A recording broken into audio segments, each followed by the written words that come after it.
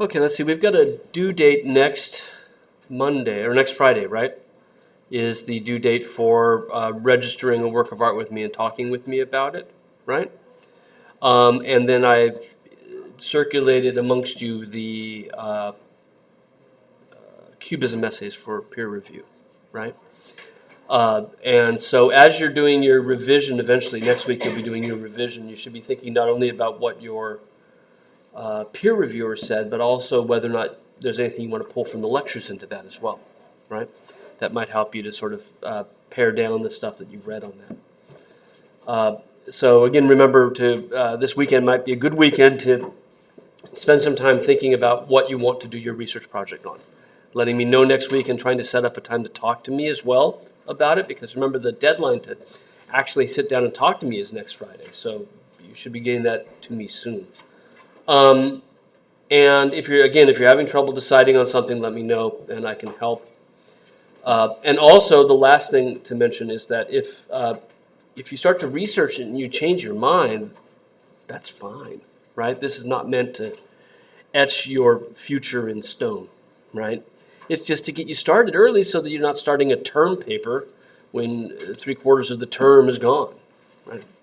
So don't feel as if that's going to, by registering the topic, you're stuck for the rest of the semester, right? You can start researching and realize you like something better, right? You might hit something in class that you like better and you want to change your mind, and that would be fine, right? But I do need to get you started sooner. So that's that. Okay? We'll try to wrap up Cubism today, and we'll also spend some time looking at how we got here with Picasso and Braque. And then we'll move on to some other movements that are very much influenced by Cubism and are often talked about as if they were more or less offshoots of Cubism, right? Because what we'll see is that this way of looking at the world, this way of composing a picture by fragmenting what you see and reassembling it often without regard to what you originally saw, this becomes a very, very important modern art movement.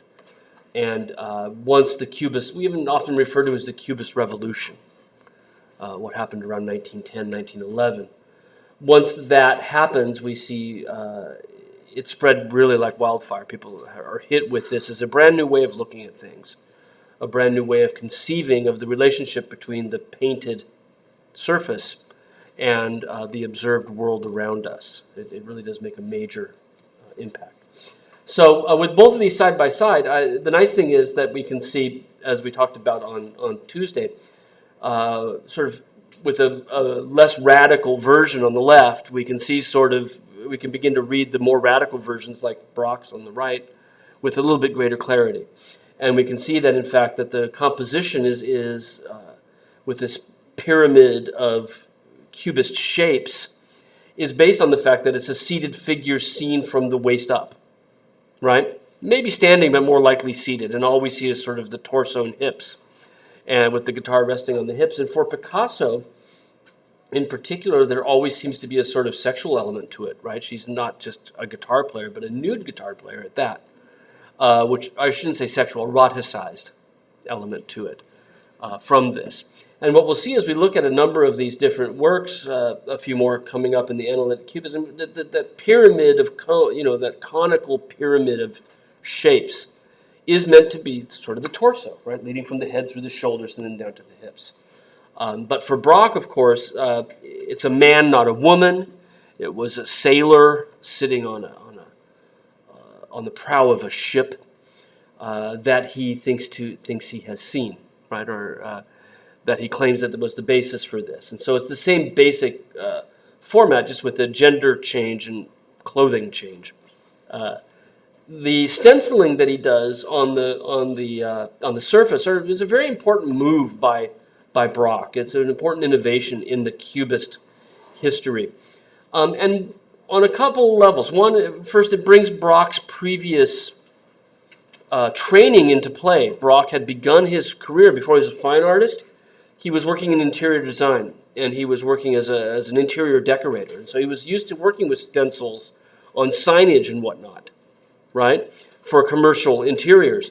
And so he brings that tradition back into this, and he sort of begins to break down any kind of barrier between high art, right, stuff you see in museums and galleries, and low art, deck arts and whatnot, right? And I think that's kind of a conscious agenda on his part to sort of blur the distinction that art is everywhere, that we shouldn't think of art as only the stuff we see in museums, and that things that were considered decorative or applied arts are every bit as valid as part of the modern experience and part of the modern visual experience as fine art is. Right? So that's on one level, that's one of the things that Braque is doing with this sort of major innovation of stenciling. I think this is the first time he did it.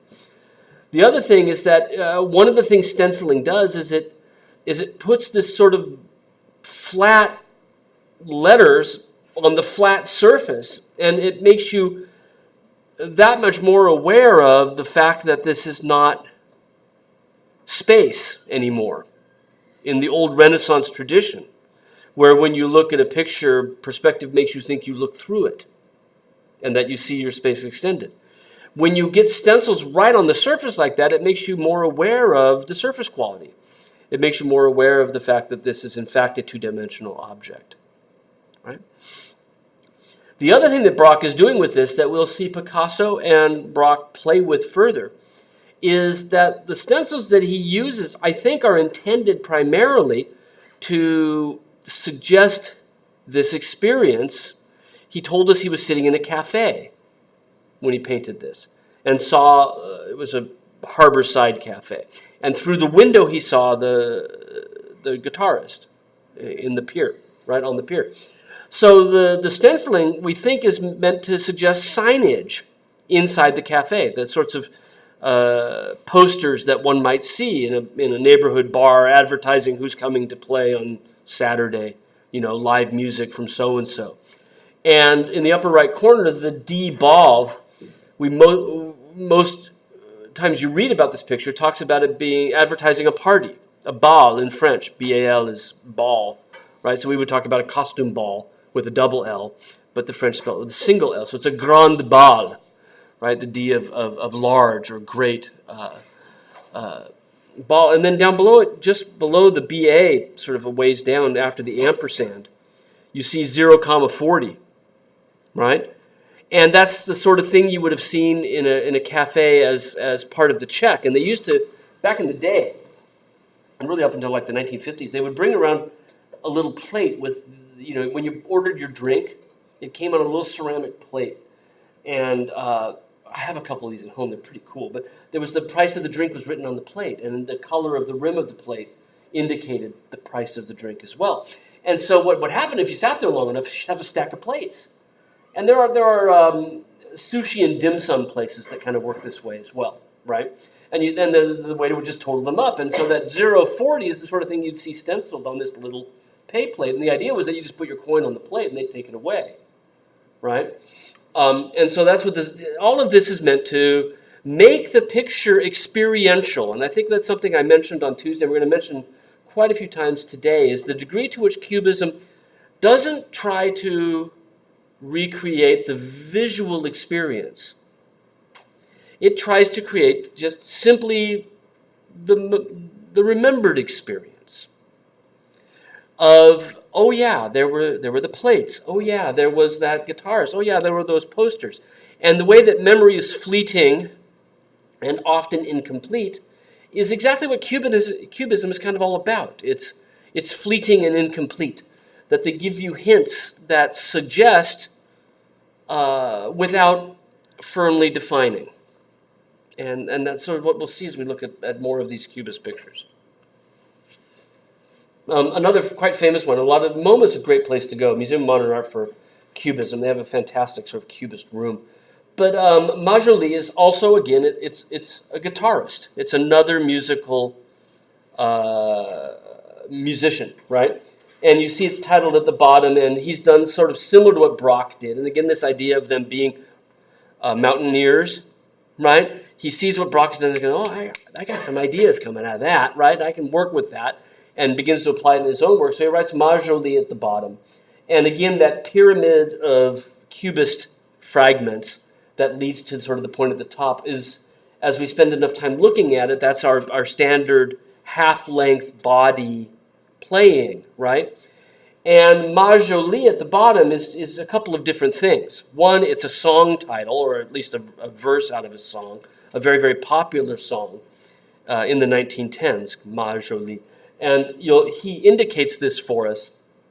And you can see this down below by putting a little treble clef, right, down near the song title. And then we start to pick up other things that, again, we've seen again and again, things that suggest guitar strings, for example, right? In this case, running perfectly vertical in the center of the piece. Those four tubes on your right, I'm not sure. Part of me thinks they might be fingers. And following almost to a T, Cézanne's idea that you should render the world through cylinders, cones, and spheres, right? And there the fingers become cylinders. But who knows? They could also be cigarettes. There could be any number of different things that those could be, right? But it is interesting that we get these three-dimensionally drawn things, like Brock's pier in the upper right, that sort of violate the cubist construction. And that's something they do. It offsets it, right? And it makes you more aware of those constructions. But again, everywhere else we look, this is, again, increasingly radical and increasingly divorced from observed reality. But the elements are still there. And as he breaks it apart and puts it together, he might move the guitar body somewhere entirely different, simply to make the composition work. Or maybe he'll repeat it 3 or 4 times to get a sense of rhythm through the composition, right? Because again, time is the issue here on a certain level, right? And the idea of appealing to experience rather than observation is that experience is something that happens through time. And the Cubist works are very much trying to incorporate the elapsing of time within the picture. Whether it's a later experience that you have or the idea that you can see the same thing in multiple places. That makes sense, right? Because you might move your water bottle and I would, put it there twice, right? But I'm not trying to replicate that per se. I'm just saying that, our perception, this is Einstein, right? Human perception is based on the elapsing of time. And it changes based on the elapsing of time. And that's one of the things the Cubists are really wrestling with, right? They both worked in works on paper, and in particular with etchings, engravings, dry points. So here are a couple of etching dry points by Brock. And you can see sort of how they translate that in. We get some hatching to replicate some of the way in which the brushwork created tone, but a lot of it's left with just the white paper. And in this case, with both of these at least, that's not true everywhere with the etchings, but with these at least, they're not about the human figure anymore. Even though we still have, to a certain degree, especially on the right, that same sort of pyramid of forms, that larger sort of triangle of forms that we've seen in the paintings, we have here, but these are not intended to be figural works. So the one on the right, Fox, Fox was the name of Brock's favorite bar in Paris, right? So these are about experience, right? And you can see if you look here, Old Tom Gin, right? That's an old brand of gin, Old Tom Gin, right? So the idea of the label, which Brock as an old sign painter would be interested in labels, right? And labels are wonderful because they're applied to the surface, right? Just like the stenciling that we've seen as well. Applied directly to this was here hand drawn, right? But that's to suggest now the label on a bottle. And the other elements of the bottle, again, are fragmented and partially reconstructed. So we have the idea of the top of the bottle, right? Maybe even repeated. Other elements down below about hanging out at a pub, playing cards, right? Included here. And again, a playing card. What these, if you think about Cubist objects and some of the things that they choose, right? Playing cards are also printed matter. They're flat printed matter, right? And they're easily then translated into this flat, decorated surface that the artist included. So playing cards, and then there are elements that even begin to continue to suggest maybe guitars, those down at the bottom, but not as obviously as before. Other things that suggest maybe drinking glasses, cigarettes. The prominent number 75 included there as well. That's a French slang for cheating at cards. Restaurant slang, right? An 86 something means you cut it, right? Well, to 75 something in French was you're 75ing meant you're cheating, right? And so they're down there now next to the, what is that? The Ace of Hearts, right? Only suggests this idea, right? And again, what is Brock doing? He's evoking experience rather than directly illustrating it, right? All of these things are parts of memory. The left, another cafe piece. We could look at these as being kind of still lifes in their way. And the idea with a still life, right? Artists have been making still lifes going back now to the 1600s, right? Or kind of our earliest still lifes. And a still life is an interesting thing for an artist to paint because when you guys paint them or draw them in Sarah's class, right? So often we're just putting things together because we like the shapes and the colors, right? But in the history of still lifes, usually when artists arrange the still life, they arrange them so that the different elements that you're brought together in the still life as the artist sets it up before ever painting it are chosen in the way that they sort of together begin to evoke things, ideas, passage of time, the four seasons, the five senses, right? Something that looks good to touch, something that looks good to smell. And then when you paint it, you bring meaning to your painting through the association of the different objects. And that's also the case here. Now, I don't believe that Brock is setting up a still life. What he's doing is he's bringing together things directly on the page, if you will. And the different things that are there are arranged on a table in a certain way, but then they've been cubisted, right? In that they've been fragmented and reconstructed, right? And so we see things that then evoke this idea of, again, cafe life. The table at your cafe. You're looking down at the top of your table, but at the same time, you're looking across the top of the table at the sides of some of the objects that are there. Time, right? Looking down, looking up. Movement of the viewer through the course of time. So we see things. Vin, French word for wine, right? Vin is the French word for wine. And over here we have bass, ale, right? Irish? English? Irish? I forget which one. Irish, I think. Right? Ale. Cafe, just in case you didn't get it, right? Is written down here. And then we have other bits that are just sort of circles and repeats and things that could be a coffee cup or an ashtray with a cigarette. All of these things that evoke not only our different senses, but our experience through time. And then fragments, right? J-O, and then that. This is certainly a U, and we know that from numerous other Cubist pictures.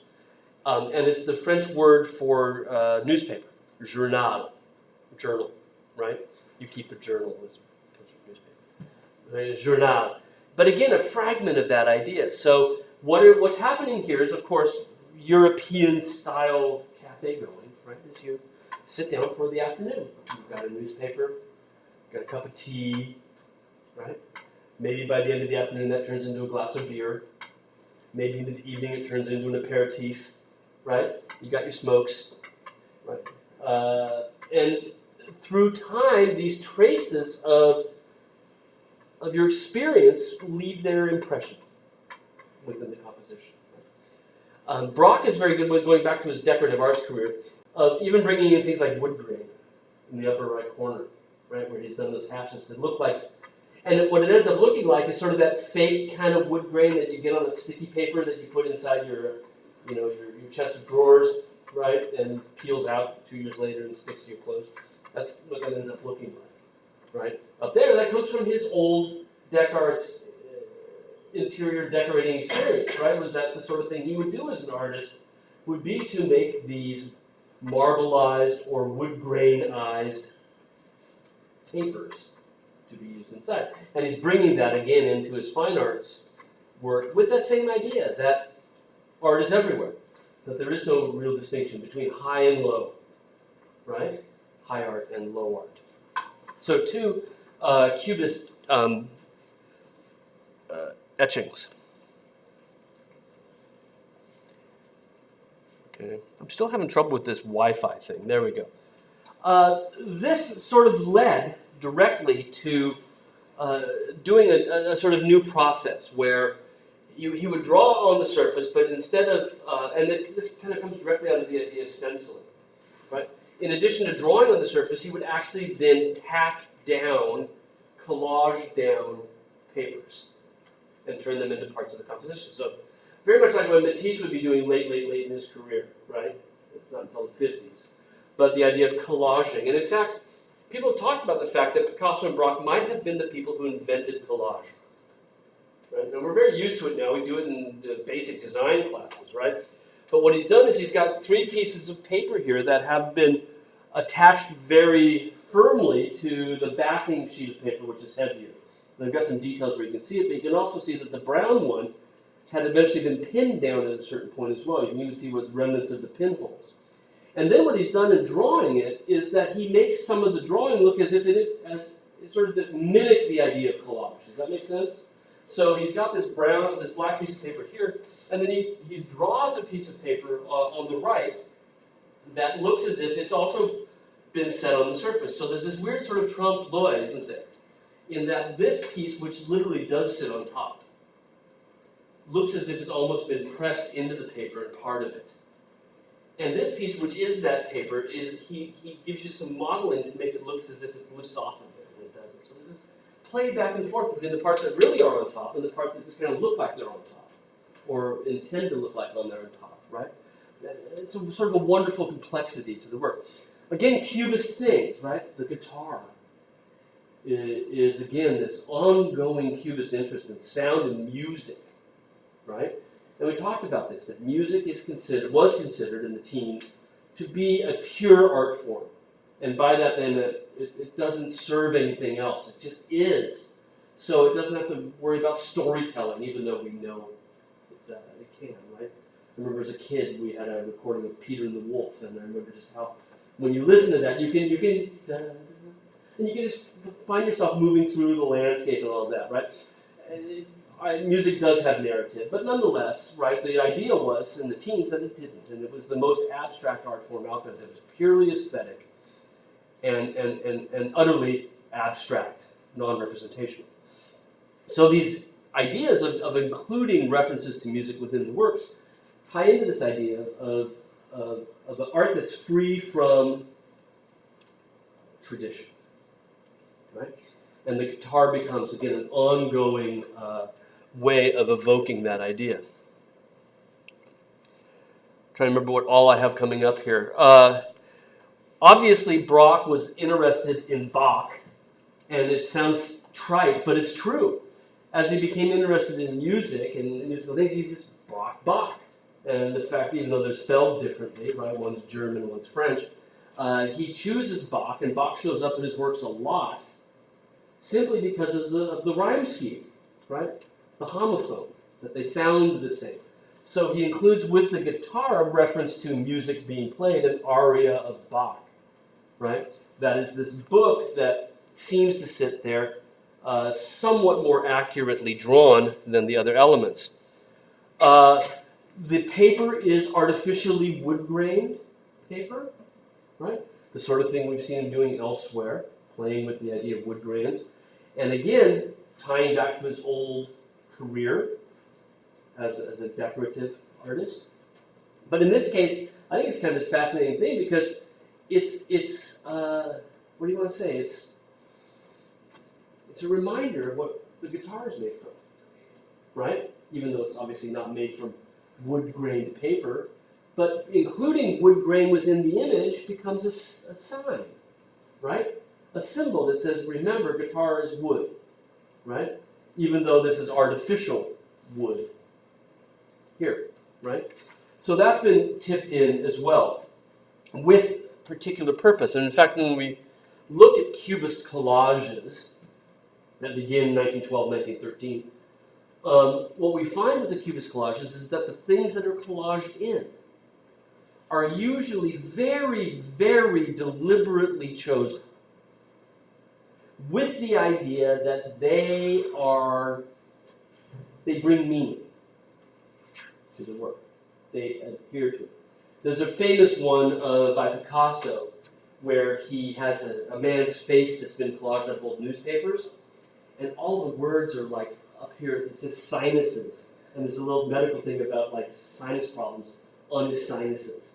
You know, they're playful, but at the same time very deliberate, right?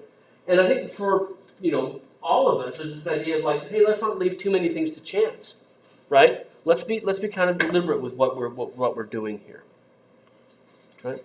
This new phase of cubism, which we get with collage in particular, is what is referred to in the history of cubism as being this synthetic cubism. Because with analytic cubism, you took what you saw, you broke it apart, and then you recreated it, right? You analyzed and then reconstructed. But with synthetic cubism, you're taking things that already exist out there, and you're using those to synthesize, right? To bring together these different meanings. And as you synthesize versus analyze, as you synthesize the different meanings, they then bring meaning to the entire work of art.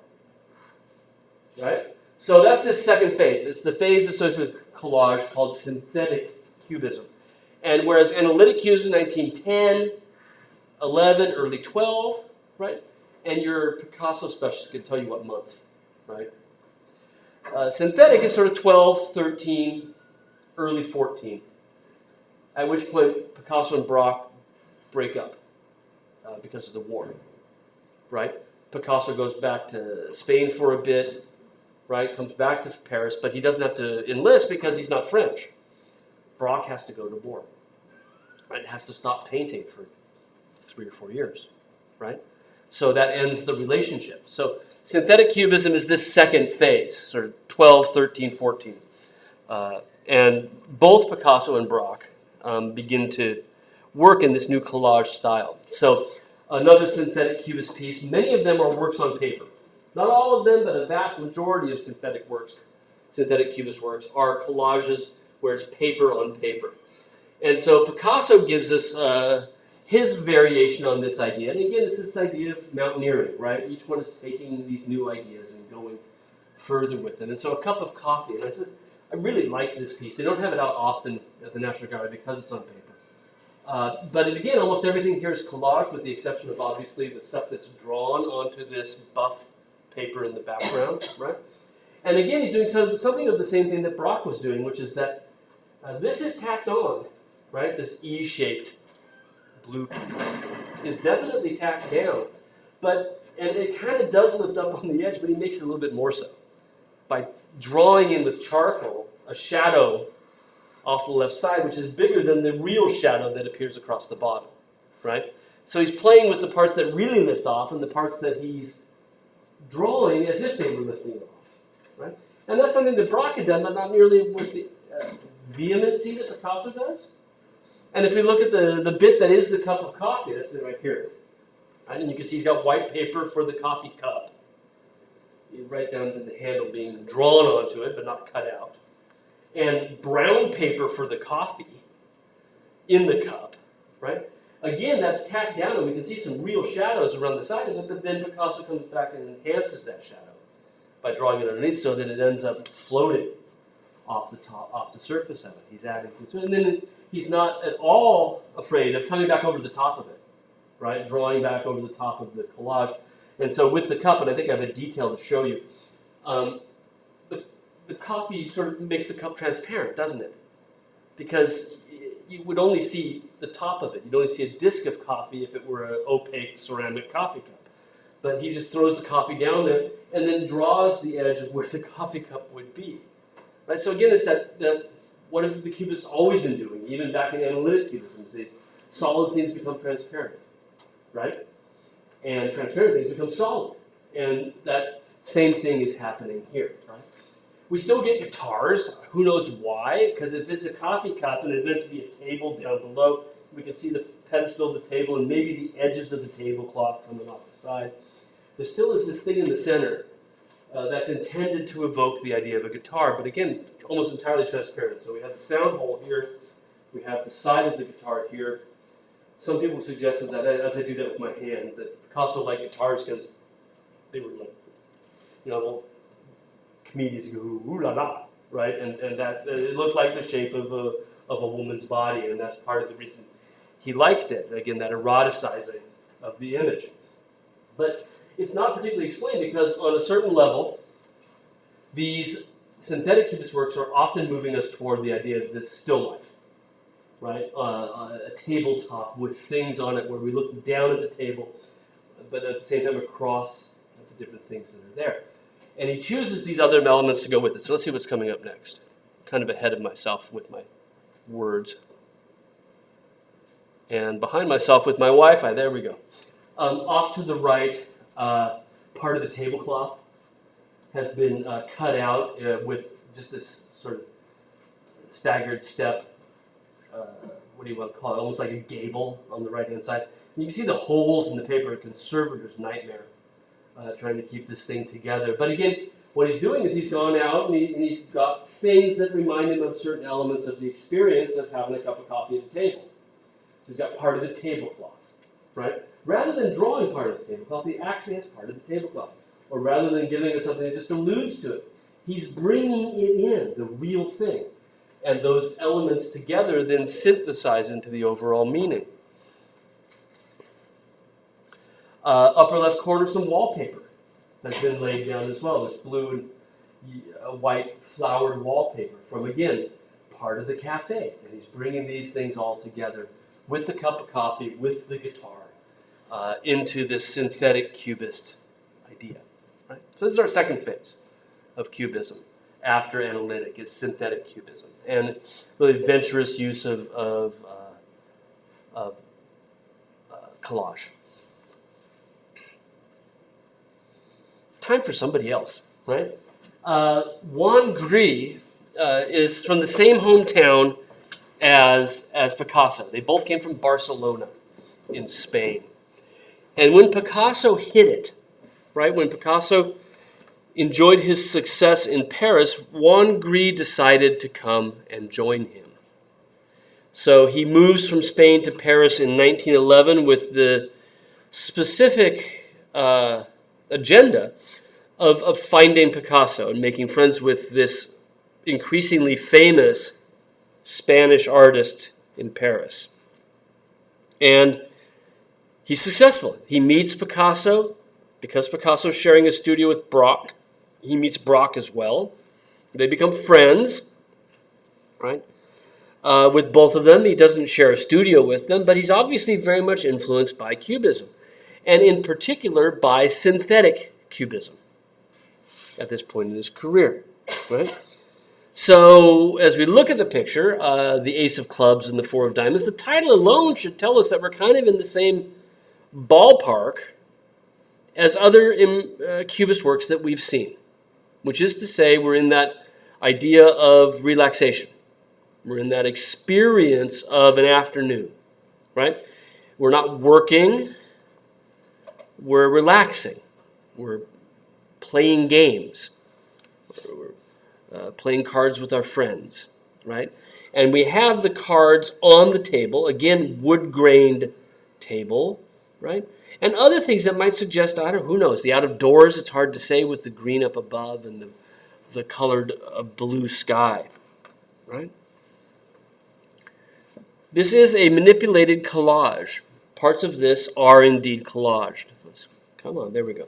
So we can see that what Gris has done is he's attached some wood-grained paper to the surface. He's painted the Four of Diamonds, right? And again, like Picasso, he's sort of played with it. I can't tell. That looks like it's pasted down and then painted, doesn't it? Look at the top edge of the Four of Diamonds. And you can see a little edge there as if there's something on the surface. Over the top of that is this amazing piece of cardboard that he's gummed up with paint into which he's mixed a lot of sand. There's actual particles of sand in his paint to make it big and thick and like paste, right? Gritty paste. So, and he's applied it now to this piece of cardboard that he then has tacked down to the surface as well. And you can see down below it, as we move through those blue areas, that there are more places where the paint is there, very, very thick, and usually with sand mixed into it. That's a grease sort of thing. And what he does is he paints this, is he takes the idea of collage that Picasso and Braque had been doing. Remember, they've been charcoal drawing over the top of the collage. Well, Gris comes back and he takes that idea of collage and how different shapes will change from being just pure black to that polka dot pattern based on some of the overlap lines, as if the overlapping changes the thing that it overlaps. Does that make sense? Sort of late in the afternoon or end of the week, right? But the idea is that, so this might look like it's a solid, this bit here, might look as if it's a solid card or something laid on the surface. But as it intersects with something else that's been laid on the surface, the blue one here, you can see that whatever the pattern of this is changes when it hits the pattern of this one. But not in a simple way where you would lay a yellow over a red and it would turn orange, right? Or something like that.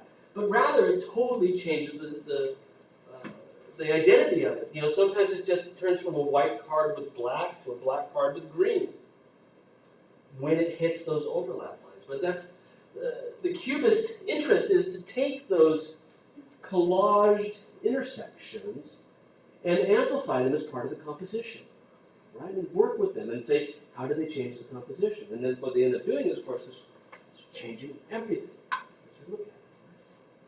I quite like Gris, and one of the things that we see here already is how important for Gris color is. Right? When he meets up with Picasso and Braque, they're still kind of in the ends of the analytic cubist phase. And these gray, brown things, right, that don't have any sort of tonal range whatsoever. And Gris seems to be, and I think this is kind of funny because his name means gray, right? Gris seems to be the one that brings color back to Cubism, right? Seems to be the one that gets Picasso and Braque to really begin to think about color, but also to begin to apply the lessons of the collage back into painting, right? Because we saw Picasso and Braque doing collages on paper. And Gris sees that lesson and sees other potentials they have not yet explored, which is one, color, and two, the idea of doing paintings that apply the lessons of the collage. Right? And so Gris is often overlooked, not as well known as the other two, but certainly has a prominent role to play. One more Gris, just so we can see more than one work by him. There's about 4 or 5 in the area from the National Gallery, Fantômas, from a few years later, right? So by this point, Picasso and Braque have split apart, right? Braque's gone to war. The Cubist moment is sort of over, but Cubism continues in the hands of Gris. And you can see, like our other Cubists, we got all these things that we're so used to seeing now. Elements that look like architectural decoration. That diagonal that runs from about, from here up to the upper right corner, right, looks sort of like part of the wall, right? The decorative parts just below the ceiling line and the picture molding there. And then underneath it, we can see just above where it says Journal, you can see how the streaks move vertically to suggest that's the wall. But again, it's been fragmented from the wall. It's not like it's a destroyed building, right? This is just there's one fragment of it. And then we have the tabletop with this faux wood grain tabletop, right? And in the lower right corner, the tiled linoleum floor, right? So there's this sense of looking across at the side of the interior, looking down at the top of the table and looking past it to the floor down below, right? Other parts just become part of the composition, that mauve triangle on the right or the purple at the top aren't really explicable in the same way. They just simply become part of the collage of colors, right? Even though he's not really collaging anything with this one, right? This is mostly painted on the surface. And over the top of that, like Picasso and Braque had done with their works on paper, he draws things in white, right? And so we can see Le Journal and how the letters change as they move from one area to the next, that those changes in area are important enough to change the nature of the thing that bridges them, right? And then in front of Le Journal, we see a nifty little glass, a little bit of stemware there with a short stubby stem there. Some people suggested that up at the top with the yellow, around the yellow, might be a teapot, right? Most certainly there's a pipe, right? Smoking, really up until only a few years ago, smoking was very important to the French, right? It was some great honor to smoke in the no smoking zones anywhere you went in Paris, right? But smoking was part of being out in the afternoon. And these things are all included here, right? And other parts that are there simply to brighten up the composition, such as the yellows and the blues, that don't really seem to relate to any part of this. And again, like Picasso and Braque, shading parts so they seem to float, but at the same time, that object that floats looks transparent at the same time. A really sort of fascinating interchange of what is solid, what is not. Here's a detail. Okay. Come on. There's a detail of our little cup and our pipe, and we can see the degree to which the wood grain is really simply done, right? He's just scratching into it with like a comb or something, right? To give you that sense of wood grain at the bottom, and you can see it's just, and even parts of it are like his fingers or something, tacking into that a bit. The title Fantômas actually comes from a very, very popular dime store novel. And again, stupid Wi-Fi. Come on. There. Wi-Fi. Sorry, dime store novel. And so it was a whole series, like 25 pulp novels surrounding this character, Fantômas. And you can see what he was a masked criminal mastermind, right? And it was really popular. These were published like between 1911 and 1913. They came out just like that because they were, written. They're crappy novels, right? But they're fun as all get out because he's a master of disguise, Fantômas is, right? You never know who he's going to be because he's that guy with that beard, right? And he often wore a black mask like you see on the cover here. And you can see that what Gris has done is he's sort of adopted part of the cover, the lettering of Fantômas, made it a little bit more elaborate. The box underneath, which gives the name of this particular novel, doesn't tell us which one. 65 centimes, how much it cost, right? In the lower left corner, he translates that. It even gives us the edge of the book, right? With little green ticks for the publication information down the edge of the book. So this is, again, part of his afternoon. He's reading the journal. He's going to read the newspaper, but he's brought a book with him as well, right? To hang out at the cafe because that's the way it is there, right? They don't push you out. They don't tell you, well, you want to settle up, right, or anything like that. They don't try to get you to move on. They want you to hang, and they're okay if you stay there all afternoon. You just nurse one glass of wine. That's perfectly fine. What I like about Europe, France in particular, is the ability to sort of just do nothing and have that be part of your home if you go outside, right? And so this is the kind of thing that our cubists are always trying to evoke, right? Is that particular sense. And so Fandor was one of the two enemies of Fantômas. It follows both the criminal and part of these things were really popular in the teens, especially during World War I. These ideas of a criminal mastermind that's behind all the crime in the world. And I think part of the interest in it is the fact that the war was so horrifying that the idea of a criminal mastermind was kind of more interesting than thinking about the Germans, and thinking about mustard gas and airstrikes and things like that, right? That was, the airstrikes weren't the same. They were doing dogfights at this point, right? But still, it had tanks, right? This was much more interesting to think that the worst thing in the world was some guy right? Who all he wants to do is steal all the money that everybody has, or kidnap somebody, right? This is somehow better than Germans, right? And World War One.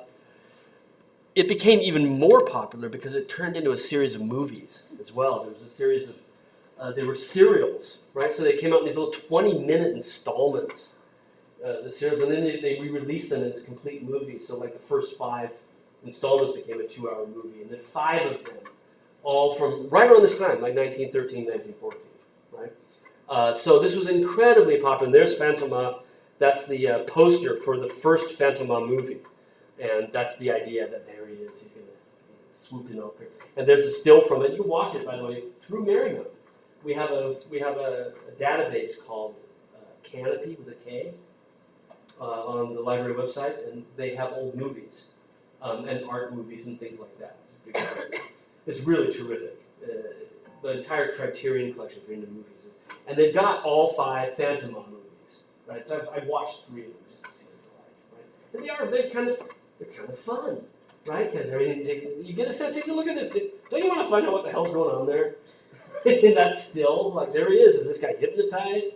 Because he's a master of hypnosis as well. And all these things he disguises himself so well that one of the episodes is called the corpse that kills, and it's because this corpse had died, but all of a sudden somehow his murders seem to be attributed to, and it's all because of Phantoma, who is behind the scenes of everything, and that's going to dominate the world, right? And that was somehow more easy to handle as an idea than the Germans dominating the world, right? So again, cafe life, but also I think this is an important issue that we've brought up before, and that is this blurring of the distinction between high art, museum art, painting, and what was considered to be low art, movies, pulp novels, right? These things are brought together on the same sort of plane. That there's no, and this is something we'll see throughout modern art. If you think about pop art from the 60s, for example, where comic books become a huge inspiration for artists, like Lichtenstein, right? That's part of modern art, is that idea that in the modern world, right, the rules are different, and maybe it's time to open things up, right? So, Juan Gris brings something to the table, so to speak. That wasn't in my notes. Brings something to the table, and that is this interest in color, this idea of taking synthetic cubism and doing painted versions of it, where it's not necessarily, in this case, not necessarily collaged at all, right? But instead is just painted to resemble collage, right? With incredibly rich, incredibly saturated color. Well, as you might imagine, this had an impact, right? This is up in the Krieger collection. That's what KRG is, Krieger. I don't think we've seen a Krieger work yet. The Krieger collection is on Foxhall Road up by American University. It's a great little collection, like really small, and in this terrific modern building. Well worth the trip if you ever have the chance. But here's a Picasso from there from around the time that Gris starts to hang out with them. And you can see he's learned from Juan Gris. He's picked up what Gris was doing. A painted version of a collaged work. Right? Again, it is not cut up and pasted down, but it's painted to look as if it were. Right? And as we look more closely, we can see, in fact, that just like Juan Gris, he starts to mix sand into his paint as well. Now, exactly why they're doing this, I'm not 100% sure. Part of me thinks it makes the surface of the picture more apparent. Again, it flattens it on a certain level when you start to see it textured across the entire surface with this sandy texture. All of our standard cubist elements, a newspaper. Newspapers are great, right? They're printed matter. There's something on the surface of something flat. Something that gives meaning has been printed on that surface. And for the cubists, this is really a nice metaphor for what they're doing with their pictures. Right? And Braque, when he comes back to painting, right? He goes off to the war in 1914. He gets discharged in 1917. He begins to paint again. By that time, Picasso had started to experiment with a dozen different things at once. I'm going to kind of drop Picasso for a while after this point because he can work in 5 or 6 different styles sort of at the same time. Phenomenal. But this led to a break between him and Braque because Braque felt that Picasso had, while he was away in the war, had violated the sort of basis of Cubism. He felt Cubism was something we hadn't finished exploring yet. So when he comes back from the war, he begins to work independent from Picasso, becomes closer friends with Juan Gris, and continues to do Cubist-inspired still lives pretty much for the rest of his career. Right? He never really abandons this, so far as I know. And so here we have a tabletop. Again, the journal is there. Standard kind of Cubist objects, a guitar.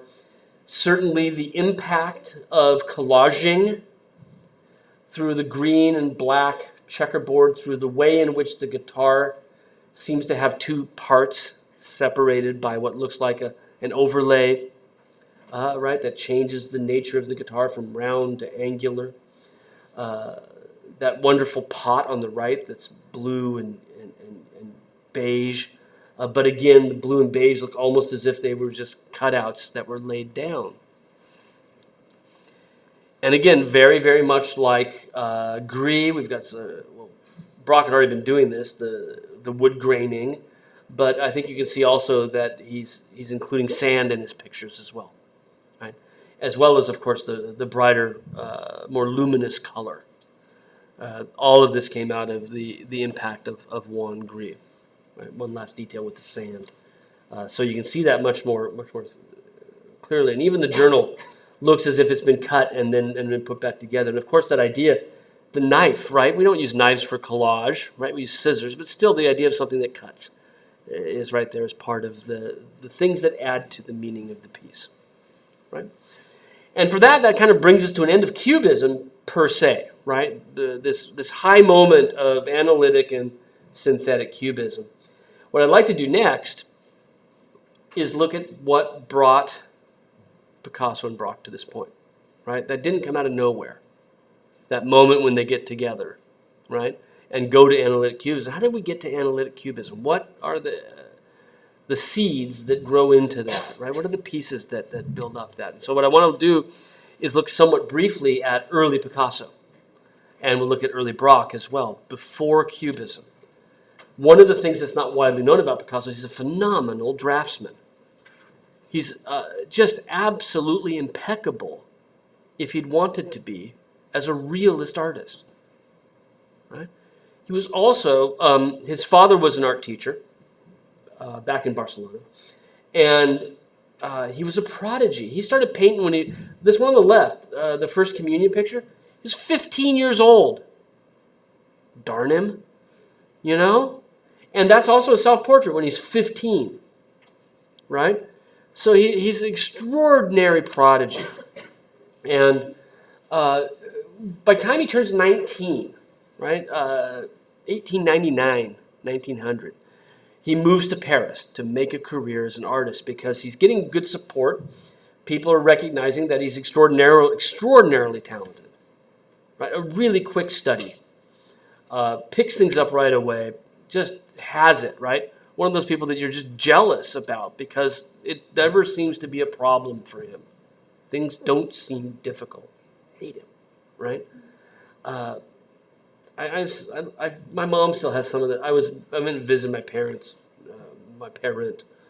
this summer, and she still got some of the stuff I did. And I really wish she would take it off the walls because it really sucks, right? But things I did when I was 15, and it's just like you look at this and you go, the one on the left is such an accomplished work, for a high school kid, right? A sophomore in high school. It's extraordinary. And this is the legacy that Picasso brings, is this incredible facility to all of his works. And so here we are, only 5 years later, he's roughly 20 years old, and he's in Paris, and he starts to paint there. Another work from the Krieger, a cafe scene of the type that he'll do when he's a cubist, right? A woman sitting at a banquette being served something by a waiter on your right. Wonderful sort of cropping as he brings her. I don't know if that's a bowl of mussels. It looks like it that he's got in his hands, right? But we see the napkin over his arm as he's bringing her this. It doesn't look like she's eating mussels. Now that I'm looking at it, I've never sort of noticed that before, right?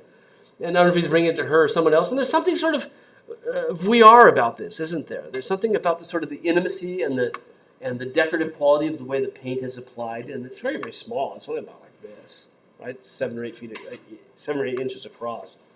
And on the right, a larger portrait of a friend of his in Paris. And these were part of a huge show that Picasso had in 1901. Massive 75 works in a one-man exhibition in Paris, right? And he's like 20, 21 years old, right? Extraordinary success. Any one-man show is an extraordinary success. A one-man show in Paris of this size, 75 works, most of which sell, and he gets very, very good write-ups, right? It looks as if he is arrived, right? He has arrived, and he's there, and he's going to be a success. And what does he do? As soon as this happens, he turns to an entirely different style of art. Why continue with the success when I can explore something new, right? And he could have just ridden his laurels from this point out, be a sort of quasi-symbolist artist in Paris around 1900. But he decides instead to go in a totally different direction. So the early works are these sort of yellowish works, right? A lot of this sort of lemon yellow tone that you see here. He immediately goes into what he calls the blue period, or what we call the blue period, where he does a series of works between 1901 and roughly 1904 that are dominated by blue, where it's almost monochrome pictures. That even with the Phillips picture on your right, where there are reds and oranges in the picture, even those are so cooled down that you can't get past this extraordinary blue tonality. These are my favorite Picassos, actually. I think the blue period stuff is really terrific. And it kind of reminds me of old color theory classroom assignments where you're forced to paint a picture using only one tone with black and white. And that's ostensibly what the tragedy is on the left. There's a little bit of yellow mixed in for the flesh tones, but for the majority of it, it is just blue with black and white. And the question for us is what made Picasso go this direction? What made him turn his back on what had already been a success and move into utterly uncharted territory in 1901? The Blue Room in 1901 is probably his first blue period picture, right? By the way, that's a Toulouse-Lautrec poster on the wall. He'd been buying these while he's in Paris. And it's hard to say because he didn't say what pushed him this direction. But one of the things we do know is that in 1901, his sister died, and so did one of his very best friends. And we know from other writings that he was incredibly sad when he started the blue period paintings. And that makes a sort of nice and easy correlation, right? Sad Picasso blue pictures, right? And if we add to that the fact that oftentimes the blue period pictures are not only blue in tonality, but they are pictures of impoverished people, beggars, right? The working poor, the lost, like these, right? The heart sick. There's a few cheery pictures, but they tend to be very uncheery subject matter as well. And we think on a certain level that Picasso is channeling his emotion into his pictures, right? That the sadness that he feels now takes sort of physical form. Another influence on the blue period is Picasso's Spanish heritage. He had gone back to Paris, right? He had sort of been back and forth. And when he does the blue period pictures, he decides to live in Paris. He starts to give up on returning to Spain, and he's going to live in France now for as long as he can. He probably thinks for the rest of his life, right? And as he begins to establish himself as a Spanish artist in France, We think one of the things he tries to do as a sort of a marketing ploy is to become a modern Spanish artist by taking some things from the most famous Spanish artists of all time and incorporating them into his work. And certainly one of the two most famous Spanish, maybe three most famous Spanish artists of all time is El Greco.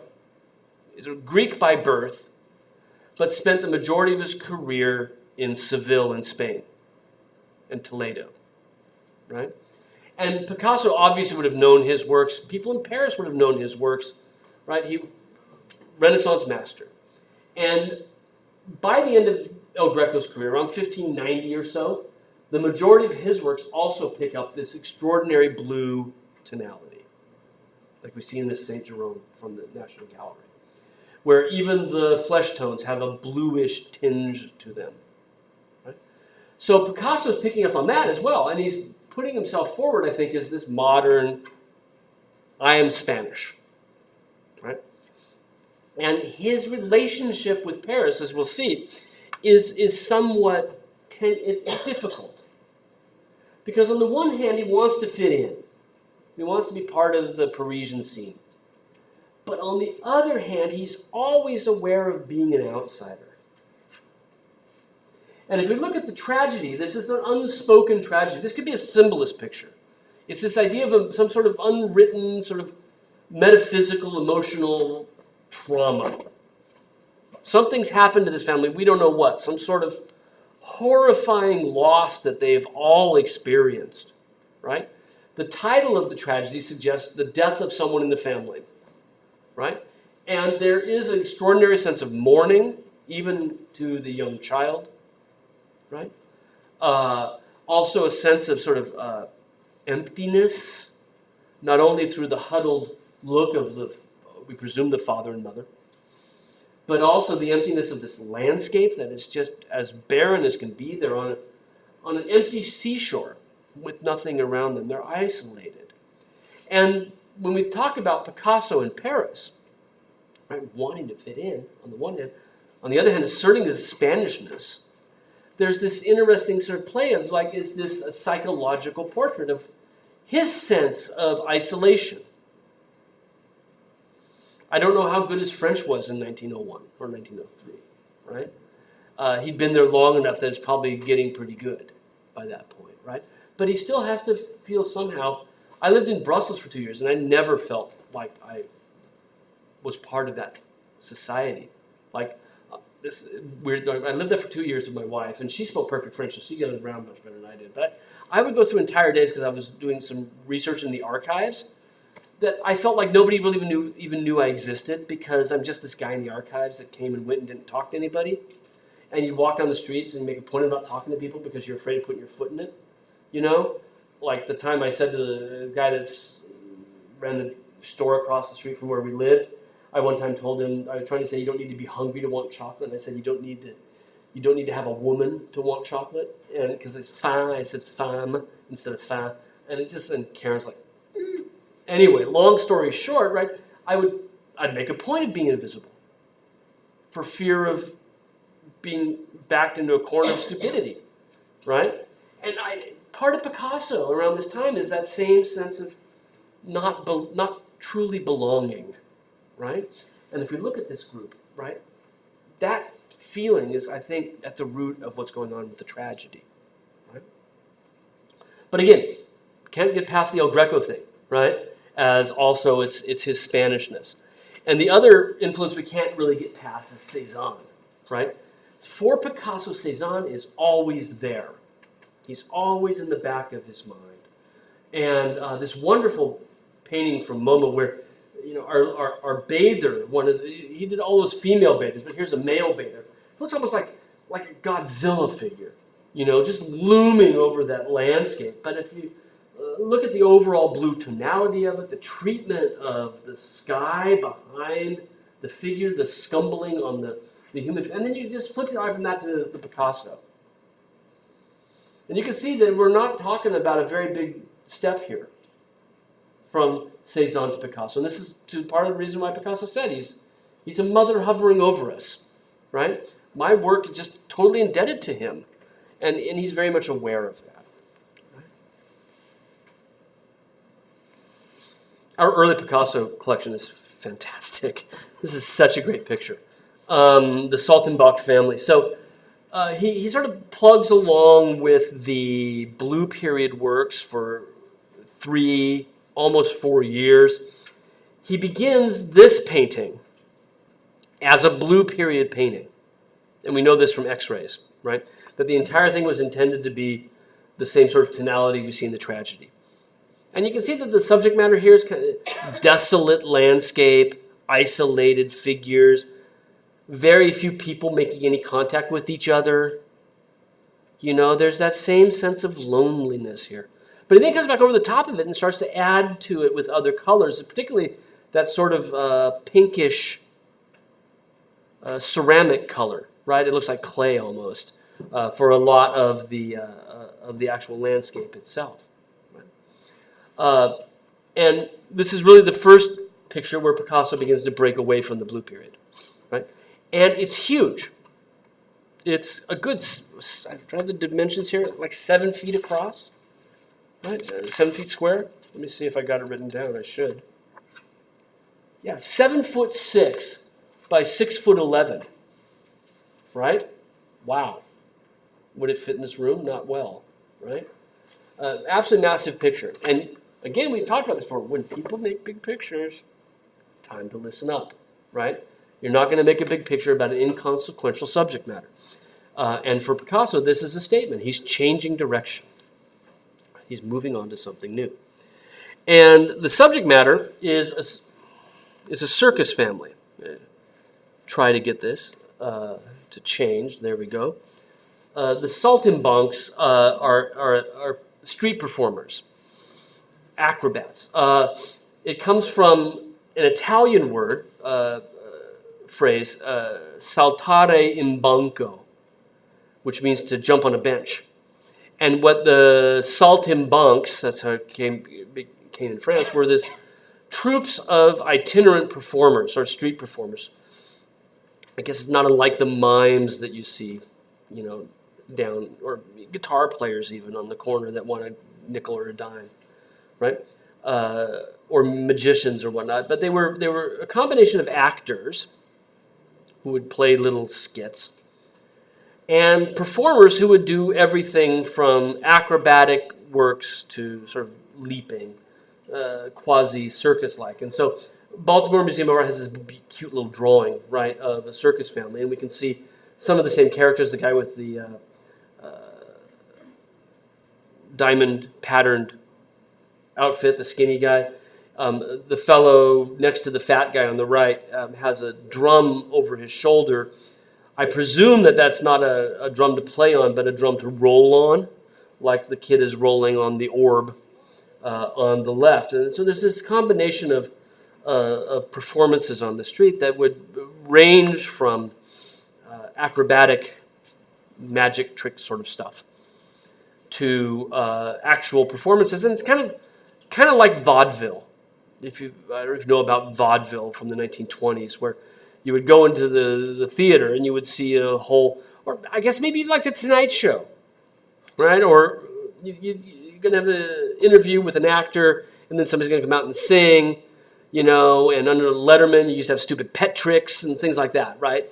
This is kind of similar to that, right? So you'd have the different acts that would be everything from just crowd-pleasing entertainment to little, and usually comedy, little dramatic skits, right? Drama in the widest sense, not dramatic, right, but comedic skits.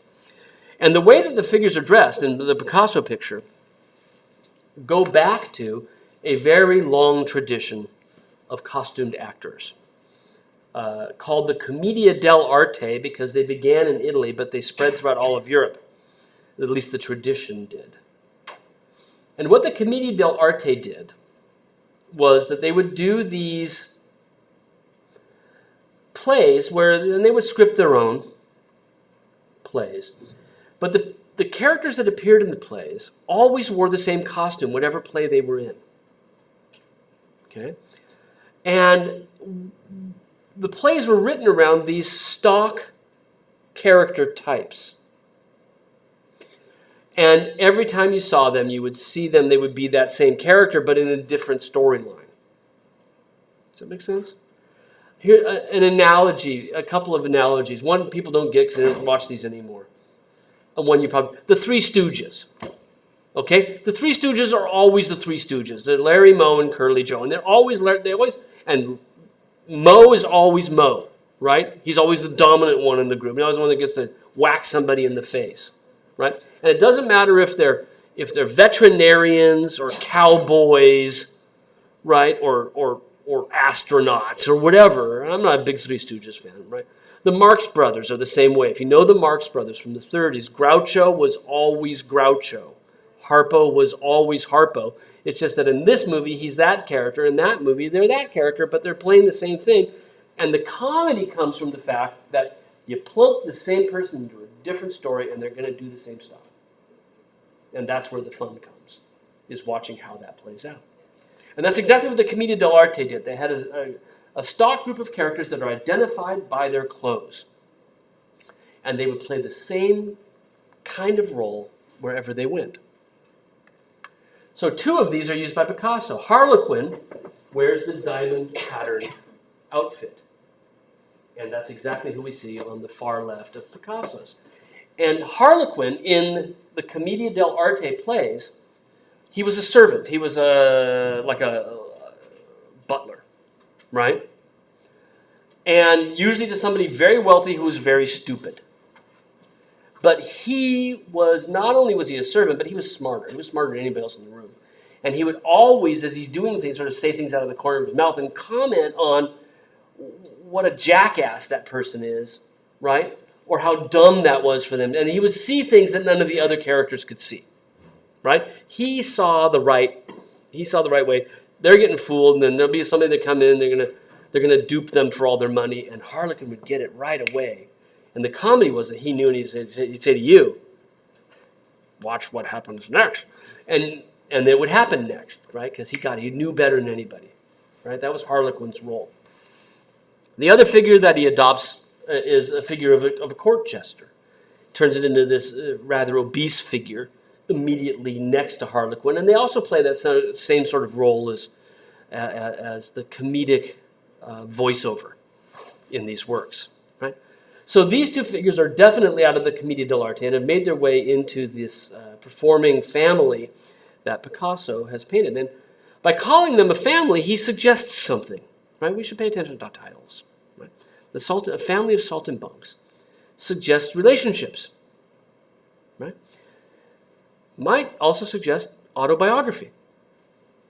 And in fact, Harlequin is him.